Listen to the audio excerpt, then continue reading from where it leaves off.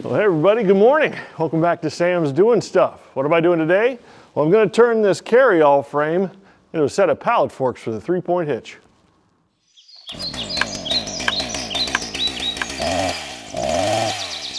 So it's winter time, and I just put the plow on the tractor. And I don't like taking the plow off the tractor and putting it back on and switching out from the loader to the plow to this and that.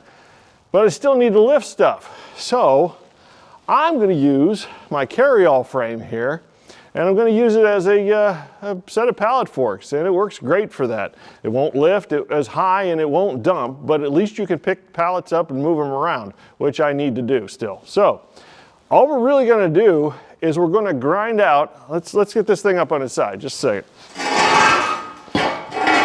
And the biggest issue you have with using this as a set of pallet forks is this square end here. When you back these, we're going to call them tines because we're using it as a pallet fork. When you back the tines up to go into the pallet, this square edge here catches, and it's very difficult to get it to fit into the pallet. So I'm just pretty simply going to angle this back from the top. And I'm not taking enough material off of this to weaken it. The strength is on the other end of the carry-all frame anyway. So I'm just going to take this corner off. We're going to go just about like this. Should be good.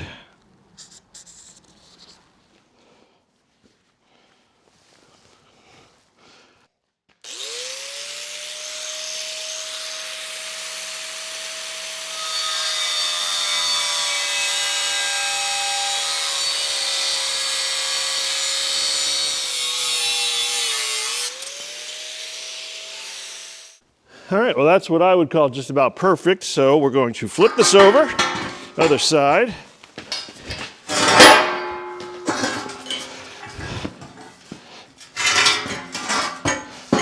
So you might ask me, Sam, why in the world are you doing this to a carry-all frame? Why don't you just buy a set of pallet forks for your 3-point hitch?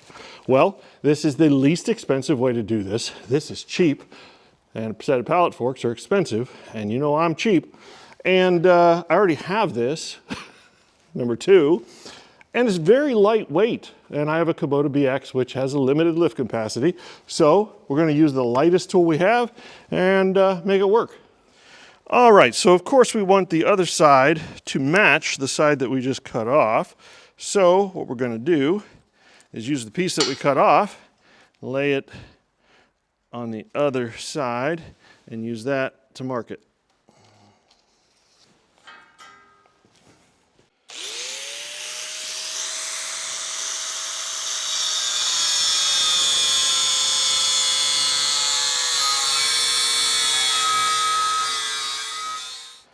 All right, that is wonderful. So now, as you can see here, that angle is going to allow it to slide up under a pallet without getting hooked on that corner, because the corner isn't there anymore. So the last thing I'm going to do is I'm going to take this corner off on the top. Not as much as I did off the bottom. I just want a very slight bit of an angle off of there so that it fits into the pallet a little bit better. This won't be much at all. Just about like that.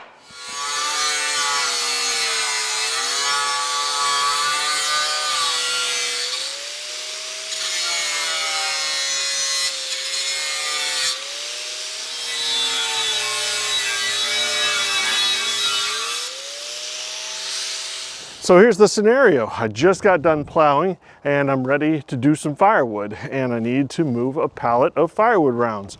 So instead of having to put the front loader back on the tractor and take that plow off, which is a pain in the butt, all I have to do is put that on the back of the tractor and let's try it on a pallet.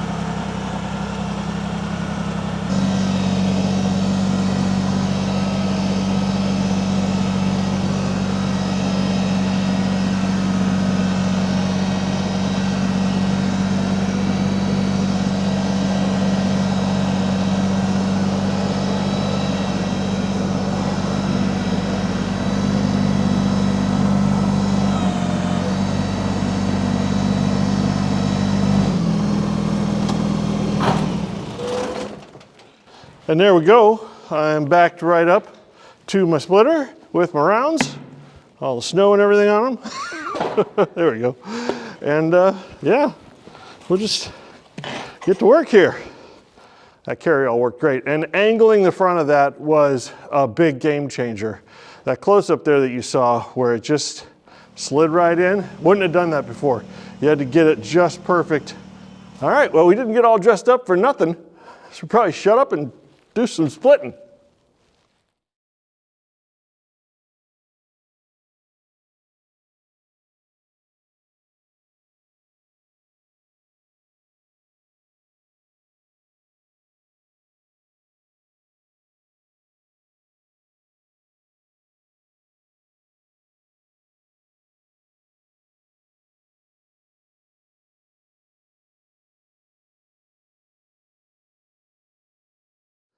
Yeah, that worked out pretty darn nicely, I'd say.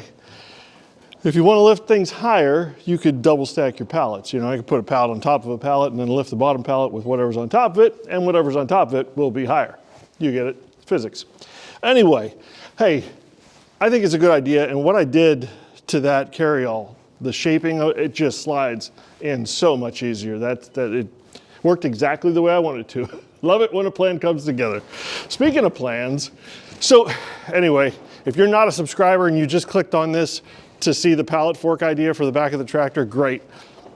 You can go on, or you can subscribe and join the rest of us. That would be awesome too. We'd welcome you aboard. So this is what's going on. I'm trying to figure out how to deliver my firewood. And I still, even after saying all this, I still really like the idea of delivering a full basket of firewood stacked, pre-stacked, just the way I was talking about, getting a pallet jack of some sort, and I'll get to that in a second, and doing that. But it might not happen this year.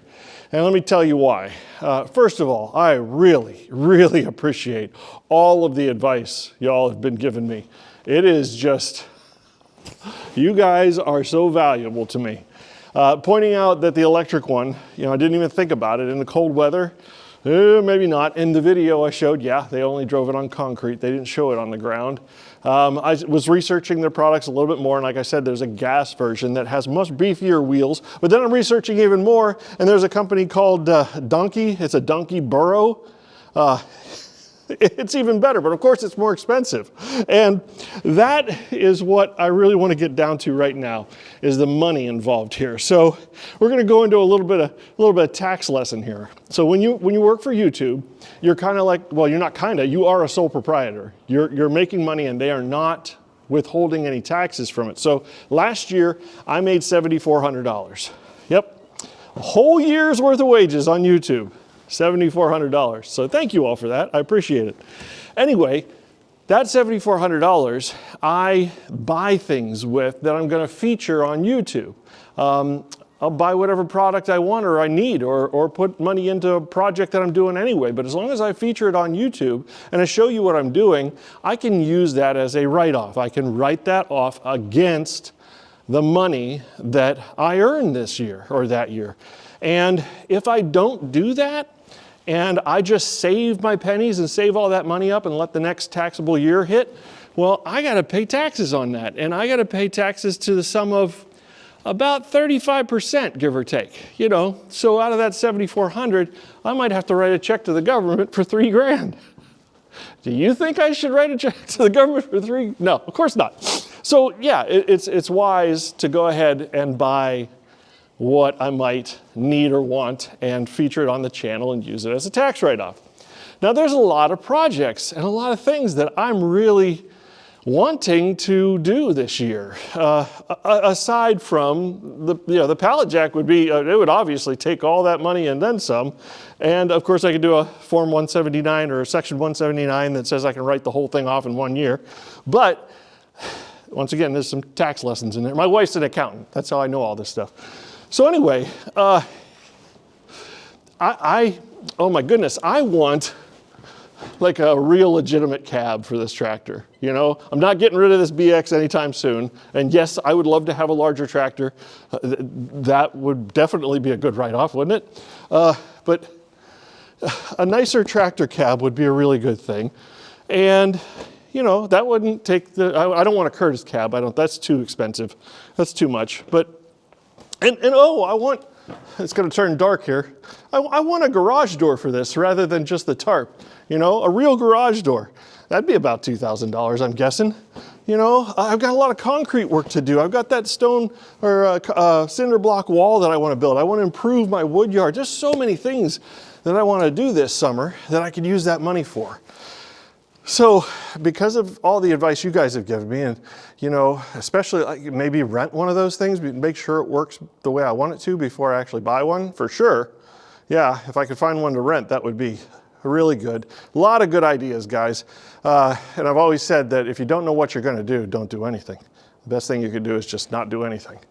So maybe I'll redirect my funds, and we'll see how much I make. You know, we can still keep track of how much I make, and I can still keep you updated on what's coming, or I can surprise you, whatever. But you know, there's a lot of stuff that would be good to feature on the channel, and I think you guys might enjoy seeing. I don't know. Let me know what you think in the comments. You know, do you think I ought to blow it all on a pallet jack, or should we do a bunch of fun projects over the summer and the winter? So I can still, I mean, the nostalgia of stacking or throwing the wood into the trailer right now was just, it just felt really good. You know, when you do things old school, you know, and I'll take that out, and I've got the bins. I can still dump the bins into the trailer, and I can deliver firewood to folks by dumping it from the dump trailer. So I'm not handicapping myself. Nope, everything's gonna be good. So anyway, just, hey, we always have discussions in the comments. You know, I love hearing from you guys, and I will respond, you know that. So give me your opinions, give me your thoughts, and maybe we'll go this direction. Maybe we'll get a lot of small things instead of one big thing this year. So anyway, let me know, and I will talk to you next time, and see you when I'm doing more stuff. See you then.